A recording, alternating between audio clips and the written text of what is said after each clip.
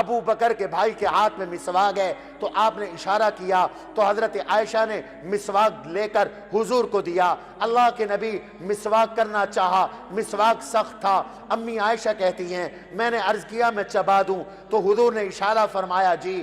امی عائشہ کہتی ہیں میں نے مسواک چبایا، حضور نے میرا چبایا ہوا مسواک بن دھوئے استعمال کیا۔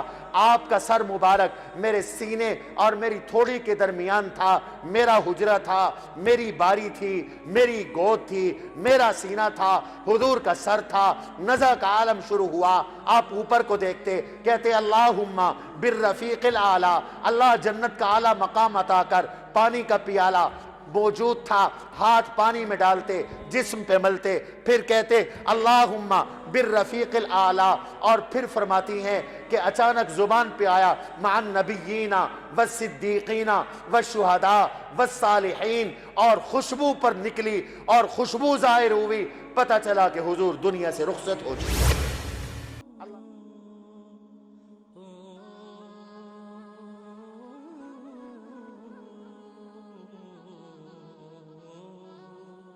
11 ہجری کا محرم شروع ہوا، ذی الحج پورا ہوا، محرم گیا، سفر آیا۔ سفر میں حضور صلی اللہ علیہ وسلم جنت البقیع میں تشریف لے گئے۔ 8 سال بعد میرے آقا نے جنت البقیع میں مدفون شہداء کے لیے دعائیں فرمائیں، اور اس طرح دعائیں فرمائیں جس طرح آدمی جا رہا ہوتا ہے اور زندوں اور مردوں سے الوداع کرتا ہے، اس طرح دعائیں فرمائیں، اور ان قبر والوں کو سلام کیا، اور پھر فرمایا ان کو خوشخبری دی کہ ان قریب میں بھی تمہارے پاس آنے والا ہوں، میں بھی تمہارے پاس آنے والا ہوں۔ اور صحابہ سے فرمایا میرے صحابہ انی فرطکم و انی شہیدکم علی الحوض، میں تم سے پہلے جا رہا ہوں، دنیا سے جانے والا ہوں، میں حوض کوثر پر تمہاری انتظار کروں گا، تمہاری شہادت دوں گا، تمہارے ایمان کی گواہی دوں گا، تمہارا انتظار کروں گا، حوض کوثر پر تمہاری ہماری ملاقات ہوگی۔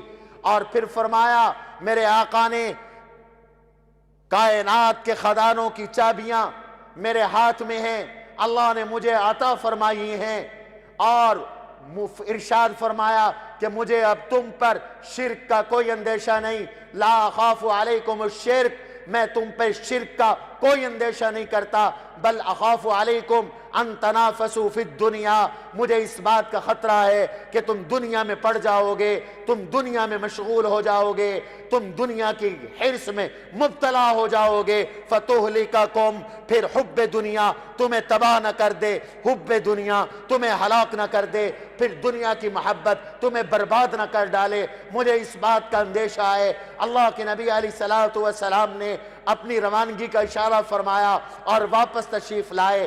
29 سفر کی تاریخ تھی، اللہ کے نبی ایک جنازہ پڑھانے کے لیے جنت البقیع تشریف لے گئے، اور واپس آئے تو سر میں شدید درد شروع ہو گیا۔ یہ آپ کی علالت ہے، آپ کی بیماری کا آغاز ہو رہا ہے سر کے درد سے۔ 29 سفر، اس شب آپ کے سر میں اتنا درد ہوا کہ آپ نے پٹی باندھ لی، سر پہ پٹی کس لی، بخار پٹی کے اوپر سے نکل رہا تھا، جسم حرارت زدہ تھا، جسم گرم تھا، اور اتفاق ہے کہ سیدہ عائشہ رضی اللہ عنہا ام المومنین کے سر میں بھی درد تھا۔ آپ فرما رہے تھے واراساؤ، حضرت عائشہ فرما رہی تھی واراساؤ، میرا سر گیا، آپ نے فرمایا بل واراساؤ، تمہارا نہیں بلکہ میرا سر گیا۔ میاں بیوی میں محبت کی باتیں بھی ہوئیں، آپ اسی علالت، بخار، بیماری کے ساتھ وقت گزارتے رہے۔ 13 یا 14 دن ہیں اللہ کے نبی صلی اللہ علیہ وسلم کی علالت کے، بیماری کے مرض الوفات کے 13 یا 14 ایام ہیں. انہی ایام میں، انہی بیماری کے دنوں میں آپ کو مستقبل کی فکر ہے. آپ ارشاد فرما رہے ہیں لعنت اللہ علی الیہود والنصارى. ایک روایت لعن اللہ الیہود والنصارى، دوسری روایت اتخذوا قبور انبیائہم مساجدہ. یہودیوں اور عیسائیوں پر اللہ کی لعنت ہو، انہوں نے انبیاء کی قبروں پر سجدے کیے، نبیوں کی قبروں کو سجدہ گاہ بنایا. اشارہ فرما رہے تھے کہ میں دنیا سے جا رہا ہوں، میری امت کے لوگوں میری قبروں پر سجدے نہ کرنا، میرے مزار اطہر پہ سجدے نہ کرنا. یہ آپ ارشاد فرما رہے ہیں مرض الوفات میں. فرمایا کہ جو نبیوں کی قبروں پر جنہوں نے سجدے کیے وہ ملعون ٹھہرے، لعنتی ٹھہرے. اور ایک روایت میں یہ بھی دعا فرمائی اللہم لا تجعل قبری وثنا یعبد. اے اللہ میری قبر کو بت نہ بنا دینا کہ لوگ میری قبر کو پوجتے رہیں، بت کی طرح عبادت کرتے رہیں. اس لیے یاد رکھو امت مسلمہ کا نظریہ اور عقیدہ ہے عبادت اللہ کی ہے، اطاعت حضور کی ہے. اللہ اپنی عبادت میں وحدہ لا شریک ہے، حضور اپنی اطاعت میں وحدہ لا شریک ہے.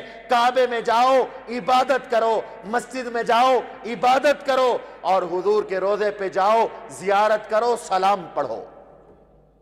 اللہ کے نبی کے روضے اطہر پر سلام ہے، زیارت ہے، اور اللہ کے سامنے عبادت ہے.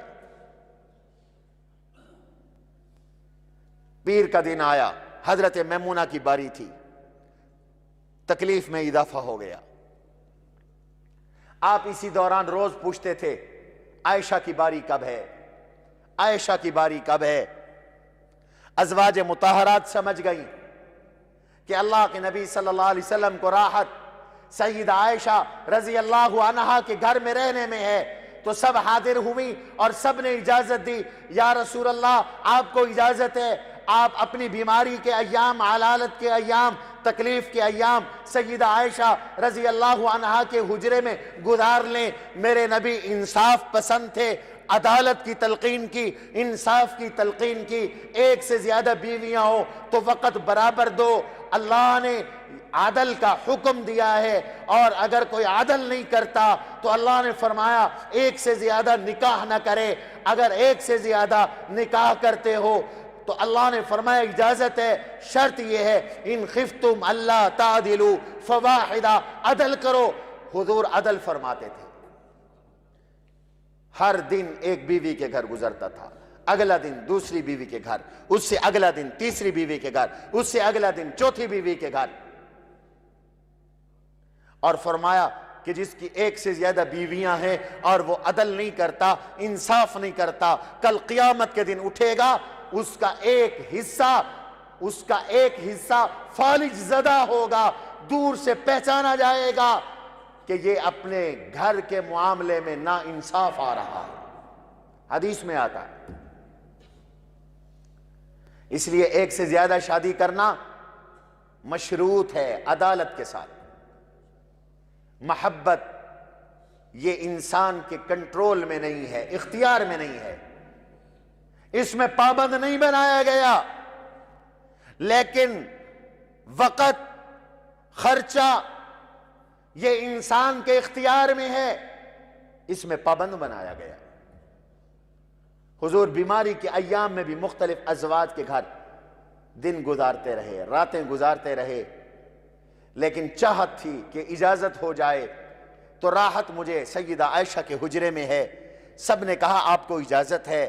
آخری 8 دن حضور علیہ السلام نے سیدہ عائشہ صدیقہ رضی اللہ عنہا کے حجرے میں گزارے، اور آپ کو بخار بڑھتا چلا گیا. آپ نے فرمایا عائشہ جو مجھے خیبر کے موقع پر زہر دیا گیا تھا، وہ زہر کا اثر میرے جسم میں اب ظاہر ہو رہا ہے، اور اس زہر کی وجہ سے میری رگ متاثر ہو رہی ہے. اللہ کے نبی علیہ السلام حضرت عائشہ کے حجرے میں ہے، وصال سے 5 روز پہلے بدھ کا دن تھا، غشیاں طاری ہونے لگ گئی، طبیعت خراب ہونے لگ گئی، فرمایا 7 کنووں کا پانی منگواؤ، 7 مشکیزوں کا پانی منگواؤ، مجھے غسل کرواؤ۔ 7 مشکیزوں کا، 7 مختلف کنووں کا پانی اکٹھا کیا گیا، پھر آپ کو ٹب میں بٹھایا گیا، آپ صلی اللہ علیہ وسلم کو غسل دیا گیا، آپ علیہ السلام نے غسل فرمایا، اور غسل فرما کر میرے آقا حضور علیہ السلام بار تشریف لے آئے، اور اس بدھ کے روز آپ نے کئی باتیں ارشاد فرمائیں، ان میں ایک کام یہ کیا کہ اللہ کے نبی علیہ السلام نے اعلان فرمایا کہ لوگوں سارے جمع ہو جاؤ، لوگ جمع ہو گئے، پھر ارشاد فرمایا من کنت جلدت ظہرہ فہذا ظہری فلیستقد منہ، میں نے کبھی کسی کو مارا ہو، کبھی کسی کی پٹائی لگائی ہو، میں نے کبھی کسی کی پشت پر کوئی کوڑا یا درہ مارا ہو، تو مجھ محمد کی پشت حاضر ہے، وہ مجھ سے بدلہ لے لے۔ ایسا انصاف، حضور نے اپنی پشت پیش کر دی، بدلہ لے لو مجھ سے، میں دنیا سے جانے والا ہوں، میں دنیا کا حساب دنیا میں چکانا چاہتا ہوں۔ اللہ کے نبی نے کبھی کسی کے ساتھ زیادتی نہیں کی، یہ امت کے لیے تعلیم تھی کہ موت سے پہلے مرنے کی تیاری کرو، اپنے حقوق جو لوگوں کے تم نے حقوق دینے ہیں ادا کرو یا معاف کرواؤ، لوگوں کے مقروض ہو کر نہ مرو، ورنہ کل قیامت کا دن ہوگا، تمہاری نیکیاں ہوں گی لوگوں کو مل جائیں گی، لوگوں کے گناہ ہوں گے تمہیں مل جائیں گے، تم خلاش بن جاؤ گے، خالی بن جاؤ گے، پلے کچھ نہیں رہے گا، اس لیے کہ وہاں مال نہیں، وہاں دولت نہیں، وہاں رقبے نہیں، زمینیں نہیں، پیسہ نہیں، تجارت نہیں، اور وہاں پر بزنس نہیں، ٹریڈنگ نہیں، وہاں پر تو اعمال ہیں، جس کا دینا ہوگا حق اس کو اعمال دینے پڑیں گے، اس کو اعمال دینے پڑیں گے۔ اور پشت حاضر کر دی، فرمایا میری کمر حاضر ہے، بدلہ لے سکتے ہو، بدلہ لے سکتے ہو۔ یہ حضور کی سیرت ہے، اللہ کے نبی کا طریقہ ہے۔ دوسرا اعلان فرمایا میں نے کسی کا مال دینا ہو تو وہ آج مجھ سے لے لے، اپنا قرض مجھ سے وصول کر لے۔ ایک آدمی کھڑا ہوا، اس نے کہا یا رسول اللہ صلی اللہ علیہ وسلم آپ نے میرے 3 درہم دینے، آپ نے میں بلال فوری ادا کرو، ادا کرا دیے، ادا فرما دیے۔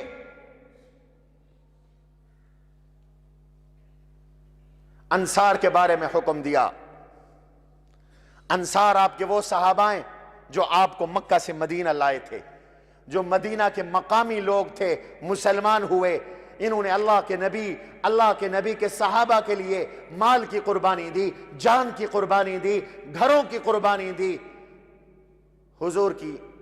حضور اپنے کمرے میں تھے، یہ مسجد نبوی میں بیٹھے افسوس کر رہے تھے کہ اللہ کے نبی کی جدائیگی ہو رہی ہے۔ حضور نے سن لیا، آپ باہر تشریف لائے، خطبہ ارشاد فرمایا اور فرمایا کہ انصار کے حق کو نہ بھولنا، انصار میرے جسم کا ٹکڑا ہے، مجھے انصار سے محبت ہے، میں تمہیں وصیت کرتا ہوں میرے انصار صحابہ کے ساتھ حسن سلوک کا اظہار کرنا، اگر یہ اچھائی کریں تو قبول کرنا، ان سے غلطی ہو جائے تو ان کو درگزر کرنا، تم بڑھتے جاؤ گے، انصار گھٹتے جائیں گے، اور میرے انصار میں تمہارا جنت میں انتظار کروں گا، کوثر پہ انتظار کروں گا۔ حضور نے انصار کے بارے میں فرمایا حب الانصار من الایمان، حب الانصار ایمان وبغض الانصار کفر او کما قال۔ صحیح بخاری کی روایت ہے کہ انصار سے محبت رکھنا ایمان ہے اور انصار سے بغض رکھنا یہ کفر ہے، نفاق ہے۔ انصار سے محبت کرنے کا حکم دیا۔ حضور اسی حالت میں بھی نمازیں پڑھا رہے ہیں، تکلیف کے عالم میں بھی مسجد تشریف لا رہی ہیں، نمازیں پڑھا رہے ہیں۔ یہ بدھ کا روز ہے، جمعرات وصال سے 4 روز قبل قربان جاؤں اپنے نبی کے صحابہ پر، انہوں نے اللہ کے نبی کے آخری لمحات میں ایک ایک لمحے اور ایک ایک گھڑی کو محفوظ کیا، یاد رکھا، امت کو پہنچا دیا۔ 4 روز پہلے صبح چاشت کا وقت تھا، آپ تشریف لائے اور تشریف لا کر فرمایا 23 سال کی محنت تھی، اب حضور امتحان لینا چاہتے تھے کہ دیکھے تو صحیح میری محنت کا اثر کتنا ہے۔ آپ نے صحابہ سے فرمایا ایتونی بقرطاس اکتب لکم کتابا لن تضلوا بعدی، قلم دوات لاؤ، میں تمہیں کچھ لکھ دوں تاکہ میرے بعد گمراہ نہ ہو جانا۔ علالت ہے، ضعف ہے، نقاہت ہے، بولا نہیں جا رہا۔ 4 روز پہلے وصال سے اب قلم دوات مانگ کر کیا لکھوانا چاہتے ہیں؟ حضرت عمر حضور کے مزاج شناس تھے، سمجھ گئے یہ امتحان ہے اور حضور تکلیف کے عالم میں ہیں، کراہ رہے ہیں، ضعف ہے، نقاہت ہے۔ یا رسول اللہ صلی اللہ علیہ وسلم حسبنا کتاب اللہ، 23 سال کے عرصے میں آپ نے ہمیں قرآن سکھایا، ہمیں آپ نے اپنی سنت عطا کی، حسبنا کتاب اللہ، ہمیں اللہ کا قرآن کافی ہے، ہمیں آپ کی سنت کافی ہے، آپ کو یہ تکلیف کرنے کی ضرورت نہیں ہے۔ حضور نے امتحان لیا، صحابہ نے امتحان دیا، وہ حضور کے مزاج شناس تھے، حضور کے مزاج کو پہچان گئے، حضور کو تکلیف دینا مناسب نہیں سمجھا۔ اللہ کے نبی علیہ الصلوۃ والسلام کو مشقت میں نہیں ڈالا، حسبنا کتاب اللہ فرما دیا، ہمیں قرآن کافی ہے۔ کچھ نو مسلم تھے، وہ کہنے لگے نہیں قلم دوات تو دے دینی چاہیے، حضور نے جو مانگی ہے۔ اس پر شور ہوا تو اللہ کے نبی نے فرمایا قوموا عنی، چلے جاؤ، میرے پاس شور نہ کرو، مجھے شور اچھا نہیں لگتا۔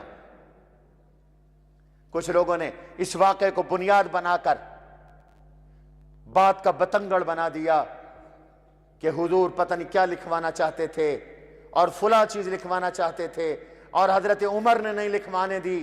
ارے بھائی، حضرت عمر نے نہیں لکھوانے دی تو اور کسی نے کیوں نہیں لکھوا لی؟ اللہ کے نبی کچھ نہیں لکھوانا چاہتے، امتحان ہے یہ بطور شفقت کے فرمایا۔ اور اس کے بعد آپ نے 3 وصیتیں فرمائیں۔ اگر لکھوانا چاہتے تھے تو یہ 3 وصیتیں جو زبانی فرمائیں، سنو وہ 3 وصیتیں۔ آپ علیہ الصلوۃ والسلام نے پہلی وصیت فرمائی اخرج الیہود والنصارى من جزیرۃ العرب، یہود و نصارہ کو جزیرہ عرب سے نکال دینا۔ دوسری وصیت فرمائی اور فرمایا عجیز الوفود، غیر ملکی وفدوں کو انعامات دینا۔ تیسری وصیت راوی کہتے ہیں میں بھول گیا، 3 چیزوں میں سے ایک تھی، یا تو یہ فرمایا کہ قرآن اور سنت کو مضبوطی سے تھام لینا، یا یہ فرمایا کہ الصلاۃ وما ملکت ایمانکم، نماز کا خیال رکھنا، نوکروں اور غلاموں کے ساتھ حسن سلوک کرنا۔ اللہ کے نبی علیہ الصلوۃ والسلام نے یہ 3 وصیتیں فرمائیں اور آج ظہر کے بعد زندگی کا آخری خطبہ ارشاد فرمایا۔ اور وہ خطبہ کیا ہے؟ اگر حضور کچھ لکھوانا چاہتے ہوتے تو اس خطبے میں فرما دیتے۔ اب خطبے میں کیا فرمایا؟ 2 باتیں ارشاد فرمائیں۔ پہلی بات ان اللہ خیر عبدا بین ان یختار من زہرۃ الدنیا وبین ان یختار الآخرہ فاختار الآخرہ، اللہ نے اپنے بندے کو اختیار دیا، چاہے تو وہ دنیا کی رونق اور زیب و زینت کو اختیار کرے اور ہمیشہ دنیا میں رہے، چاہے تو آخرت میں اللہ کے پاس چلا جائے۔ اللہ کے بندے نے آخرت کو چن لیا۔ ابو بکر نے یہ بات سنی تو زارو زار رونے لگ گئے اور کہنے لگے فدیناک آباءنا و امہاتنا، ہمارے باپ آپ پر قربان، ہماری مائیں قربان ابو سعید خدری کہتے ہیں ہم حیران تھے کہ حضور کسی بندے کی بات کر رہے ہیں اور ابو بکر رو رہے ہیں۔ حضور کا وصال ہوا تو پتہ چلا کہ حضور کی بات کو ہم نہیں سمجھے، ابو بکر سمجھے۔ حضور کہنا یہ چاہ رہے تھے کہ اللہ نے مجھے اختیار دیا اور میں دنیا چھوڑ کر اللہ کے پاس جا رہا ہوں، اور ابو بکر سمجھ کر رو رہے تھے۔ ابو بکر کے احسانات کا بدلہ، احسانات کا ذکر کیا، فرمایا جتنے احسان جس نے مجھ پہ کیے میں نے بدلے دے دیے۔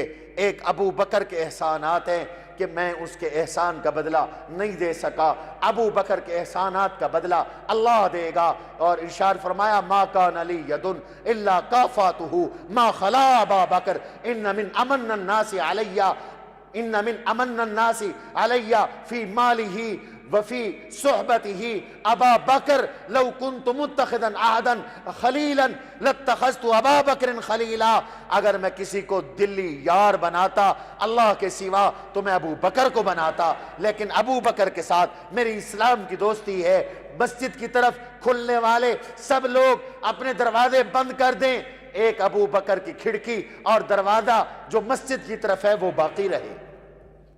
آج بھی عمرے حج پہ جاؤ، مسجد نبوی میں جاؤ، باب السلام کی جانب ذرا غور سے دیکھو تو مسجد نبوی کا جو حصہ پرانا حصہ ہے اس میں ایک مقام کے اوپر تحریر موجود ہے، ہذہ خوخۃ ابی بکر، یہ ابو بکر کے روشن دان کی جگہ ہے، یہ ابو بکر کے روشن دان کی جگہ ہے۔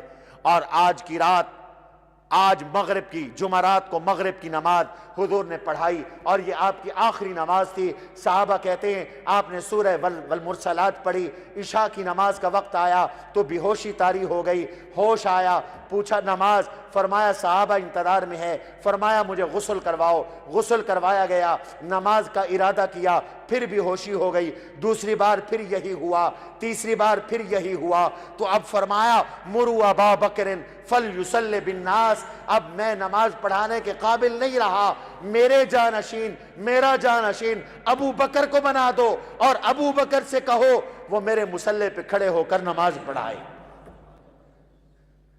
حضرت ابو بکر کی امامت پر حضرت عائشہ نے، بیٹی نے اعتراض کیا، حضرت وہ نرم دل کے آدمی ہیں، کسی اور کو کہہ دیں، فرمایا نا اِنَّكُنَّ لَسَوَاحِبَ یوسف، تم یوسف علیہ السلام کی عورتوں جیسی باتیں نہ کرو، ابو بکر نماز پڑھائے گا۔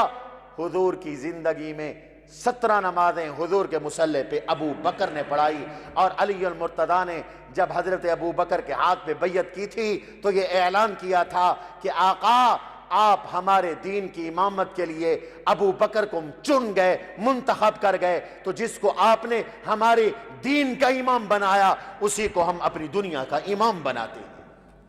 اب ہمارا دنیا کا امام بھی ابو بکر ہوگا۔ وصال سے 2 روز قبل آپ صلی اللہ علیہ وسلم کے پاس 7 دینار تھے، آپ نے صدقہ کروا دیے۔ 1 روز قبل آپ نماز کے لیے تشریف لے آئے، لیکن 2 آدمیوں کے سہارے تشریف لے آئے۔ حضرت ابو بکر نماز پڑھا رہے تھے، آپ نے ان کو فرمایا پیچھے مت ہٹو، لیکن ابو بکر ہٹ گئے، حضور آگے آ گئے۔ حضور ابو بکر کے امام تھے، ابو بکر قوم کے امام تھے۔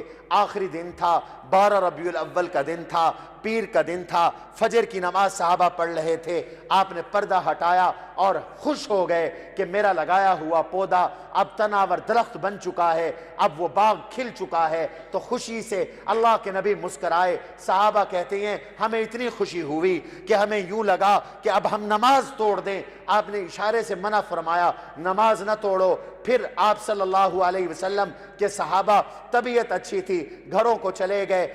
کچھ دیر گزری، آپ نے حضرت فاطمہ کے کان میں ایک بات کہی، وہ رو پڑی، پھر ایک بات کہی، وہ ہنس پڑی، اور پھر فرمایا فاطمہ تمہیں مبارک ہو، تم جنت کی تمام عورتوں کی سردار ہو۔ پھر حسن و حسین کو بلایا، ان کو چوما، ان کو پیار کیا، ان کے لیے خیر کی دعائیں فرمائیں، اور پھر چاشت کا وقت تھا، حضور پہ نزع کا عالم طاری ہو گیا۔ اللہ کے نبی علیہ الصلوۃ والسلام نے دیکھا ابو بکر کے بھائی کے ہاتھ میں مسواک ہے، تو آپ نے اشارہ کیا تو حضرت عائشہ نے مسواک لے کر حضور کو دیا۔ اللہ کے نبی مسواک کرنا چاہا، مسواک سخت تھا۔ امی عائشہ کہتی ہیں میں نے عرض کیا میں چبا دوں، تو حضور نے اشارہ فرمایا جی۔ امی عائشہ کہتی ہیں میں نے مسواک چبایا، حضور نے میرا چبایا ہوا مسواک بن دھوئے استعمال کیا۔ آپ کا سر مبارک میرے سینے اور میری تھوڑی کے درمیان تھا، میرا حجرہ تھا، میری باری تھی، میری گود تھی، میرا سینہ تھا، حضور کا سر تھا۔ نزع کا عالم شروع ہوا، آپ اوپر کو دیکھتے، کہتے اللہم بالرفیق الاعلی، اللہ جنت کا اعلیٰ مقام عطا کر۔ پانی کا پیالہ موجود تھا، ہاتھ پانی میں ڈالتے، جسم پہ ملتے، پھر کہتے اللہم بالرفیق الاعلی، اور پھر فرماتی ہیں کہ اچانک زبان پہ آیا مع النبیین والصدیقین والشہداء والصالحین، اور خوشبو پر نکلی اور خوشبو ظاہر ہوئی، پتہ چلا کہ حضور دنیا سے رخصت ہو چکے، اللہ کے نبی دنیا سے جا چکے ہیں۔ سیدہ فاطمہ رضی اللہ عنہ کو جب پتہ چلا تو سیدہ فاطمہ پر عجیب حالات آئے، کہنے لگی واہ یا ابتاہو عجاب ربا دعاہو، یا ابتاہو الى جبریل ننعاہو، یا ابتاہو من جنت الفردوس ماواہو، یا ابتاہو میرے ابا جان عجاب ربا دعاہو، رب نے آپ کو بلایا، آپ اللہ کی دعوت پر اللہ کے پاس چلے گئے۔ یا ابتاہو، او ابا جان میں جبریل کو آپ کے وصال کی خبر دیتی ہوں۔ یا بتاؤ من جنت الفردوس ماواہو، جنت الفردوس آپ کا ٹھکانہ ہے۔ یاد رکھو حضور کا روضہ بھی جنت الفردوس ہے، حضور کا روضہ بھی جنت ہے، اور حضور اپنے روضے میں حیات ہے۔ اللہ کے نبی علیہ الصلوۃ والسلام کی وصال میں حضرت فاطمہ کہتی ہیں صبت علی مصائب لو انہا صبت علی الایام سرنا لیالیا، مجھ پہ اتنی مصیبتیں ٹوٹی کہ وہ دن پہ ٹوٹتی تو رات بن جاتی۔ اور حضور کی ایک سواری تھی اونٹنی، اس نے فراق رسول میں کھانا پینا چھوڑ دیا، تیسرے دن مر گئی۔ ایک سواری گدھی تھی، اس نے وہ دوڑی کنویں میں جا کے چھلانگ لگائی، وہ مر گئی۔ ایک صحابی نے اللہ سے دعا مانگی، حضور دنیا میں نہیں ہے، اب دنیا میں کیا دیکھیں، اللہ مجھے اندھا کر دے، نابینے ہو گئے۔ کئی لوگوں کے اوسان خطا ہو گئے۔ انس کہتے ہیں جب حضور مدینے میں آئے تھے سارا مدینہ روشن تھا، جب حضور دنیا سے گئے تو پورے مدینہ میں تاریکی نظر آتی تھی۔ اللہ کے نبی بھی دنیا سے چلے گئے، اس لیے حضرت عائشہ کہتی تھی کہ حضور کی وفات کے بعد اب کوئی صدمہ مجھے صدمہ نظر نہیں آتا کہ اللہ کے نبی بھی اس دنیا سے چلے گئے۔ اللہ مجھے اور آپ کو بھی موت کی تیاری کی توفیق نصیب فرمائے۔ وما علینا الا البلاغ المبین۔ قد عظمت فللأمجاد بانيها، ومن يسعى إلى العليا